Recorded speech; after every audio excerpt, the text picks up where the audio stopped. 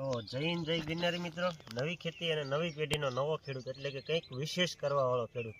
તો આજે આપણે નવી ખેતીમાં જોઈએ કે જો આપણે હળદર જે વાવેલી હતી એ અત્યારે પાકી ગઈ છે.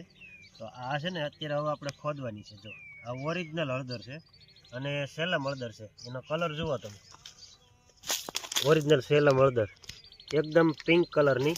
અને હવે આપણે કાઢીને પછી એનું આપણે કટિંગ કરીને સિક્સ કરીને સૂકવશું અને પછી આપણે એનો પાવડર કરીને માર્કેટમાં આપશું.